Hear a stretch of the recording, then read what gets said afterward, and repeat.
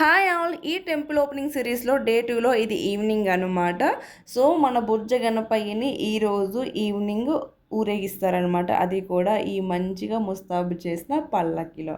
And ఈ ఊరేగింపు కార్యక్రమాన్ని ఇంకొంచెం కలర్ఫుల్గా చేయడానికి, కోలాటం ఆడడానికి మన గ్యాంగ్ అయితే రెడీ అయిపోయింది. ఇంకొక సైడ్ ఏమో నైట్ రుద్రాభిషేకం కోసం ఇలా మట్టితో చిన్న చిన్న లింగాల కింద అయితే చేసాము. అవన్నీ కలిపి ఒక పెద్ద లింగం కింద అయితే పేర్చడానికి. సో ఇంకా అది పక్కన పెట్టేస్తే ఆడవాళ్ళందరం కూడా ఊరేగింపు కార్యక్రమంలో అయితే వెళ్తున్నాము. జెంట్స్ అయితే రావట్లేదు, ఎందుకంటే వాళ్ళకి హోమం ఉంది, అలానే రుద్రాభిషేకం కూడా ఉంది.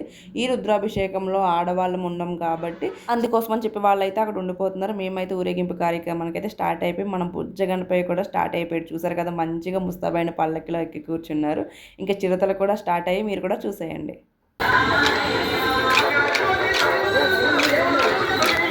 అలా 2-3 వినాయకుడి సాంగ్స్ అయిపోయిన తర్వాత అయితే మన ఊరేగింపు కార్యక్రమం అయితే మొదలైపోయింది. మన బుజ్జగణపయ్యని అలా ఒక్కొక్కరంగా అందరం పల్లకి మోస్తూ ఊరేగింపు కార్యక్రమానికి అయితే తీసుకెళ్ళిపోయాము. మేమైతే కొంచెం తొందరగానే వచ్చేసామన్నమాట, ఎందుకంటే మాకు పిలుపు వచ్చింది.